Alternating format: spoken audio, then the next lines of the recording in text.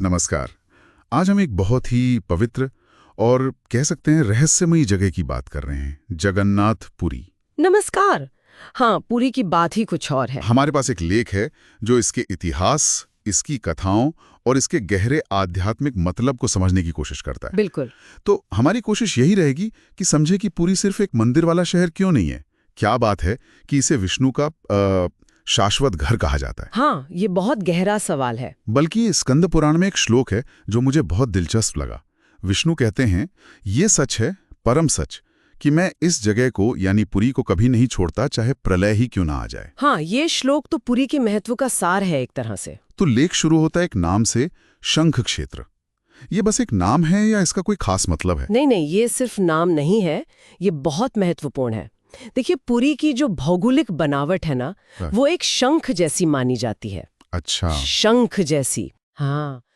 और शंख तो विष्णु के 4 खास आयुधों में से एक है। उड़ीसा में ऐसे 4 क्षेत्र माने गए हैं जो विष्णु के चारों आयुधों शंख, पद्म, चक्र, गदा को दर्शाते हैं। ओह अच्छा। और इनमें पुरी, जो शंख क्षेत्र है, उसे विष्णु का अपना मतलब स्थायी निवास माना गया है। ये सिर्फ नक्शे की बात नहीं, ये इसके दिव्य स्वभाव का प्रतीक है। समझ गया। तो ये भौगोलिक पहचान सीधे विष्णु से जुड़ी हुई है। और लेख में पुरी के और भी कई नाम हैं। पुरुषोत्तम तीर्थ, पृथ्वी का वैकुंठ, नीलाचल धाम। ये सब नाम क्या बताते हैं? ये नाम अलग अलग पहलू दिखाते हैं, लेकिन सब मिलकर एक ही बात पर जोर देते हैं कि पुरी कितनी असाधारण रूप से पवित्र है। जैसे पुरुषोत्तम तीर्थ, इसका मतलब हुआ सबसे उत्तम तीर्थ, ऐसा तीर्थ जो मोक्ष देता है, और वो भी सबसे ऊंचे दर्जे का मोक्ष। सायुज्य मुक्ति मतलब भगवान में पूरी तरह मिल जाना। सायुज्य मुक्ति। हाँ। फिर भौम वैकुंठ या पृथ्वी का वैकुंठ, ये नाम तो साफ कहता है कि विष्णु यहीं धरती पर हमेशा मौजूद है।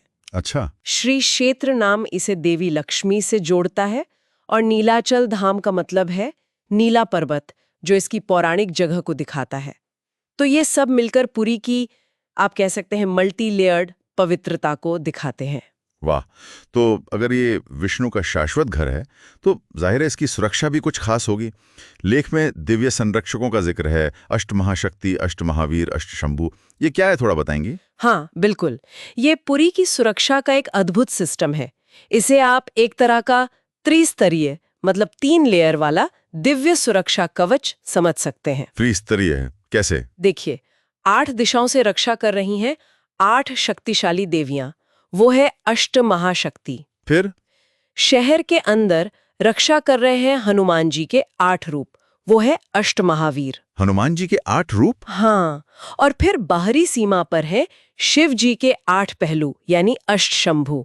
तो ये दिखाता है कि ये जगह आध्यात्मिक रूप से कितनी ज्यादा महत्वपूर्ण और सुरक्षित है। तो गजब।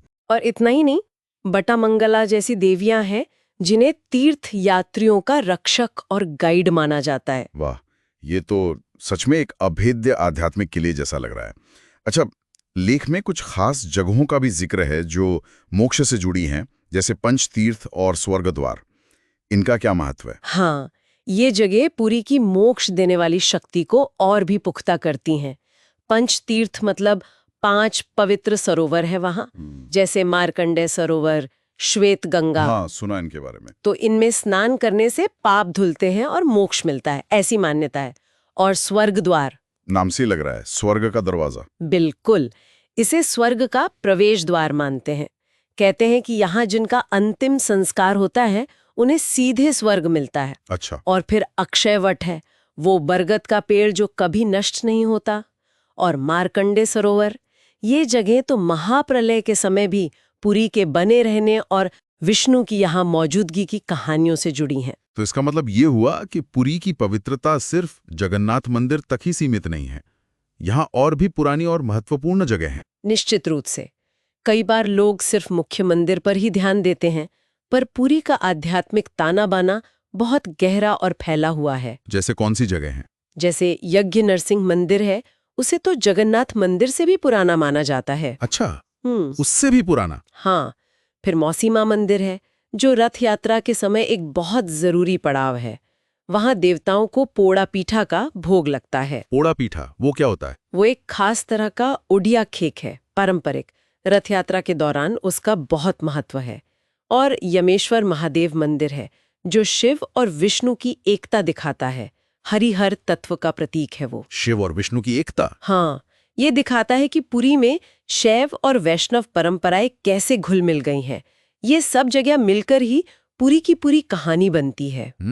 तो सार यही है जो लेख और शास्त्र बताते हैं कि पुरी सिर्फ एक तीर्थ नहीं बल्कि विष्णु का अपना घर है, धरती का वैकुंठ। बिल्कुल। इसकी वो शंख जैसी बनावट, वो त्रिस्तरीय दिव्य सुरक्षा, मोक्ष देने वाली जगह है और ये पुराने मंदिर, ये सब मिलकर इसे एकदम यूनिक बनाते हैं। ये वो जगह है जिसे विष्णु कभी नहीं छोड़ते। और ये बात सिर्फ किताबों या ग्रंथों में नहीं है ना? ये विश्वास तो वहाँ की लोक कथाओं में, वो जो पटचित्र कला है उसमें, और लोगों की रोज की जिंदगी में आज भी दिखता है। हाँ बिल्कुल, ये सिर्फ एक यात्रा नहीं होती बल्कि उस शाश्वत उपस्थिति से एक गहरा कनेक्शन महसूस करने जैसा है। सही कहा।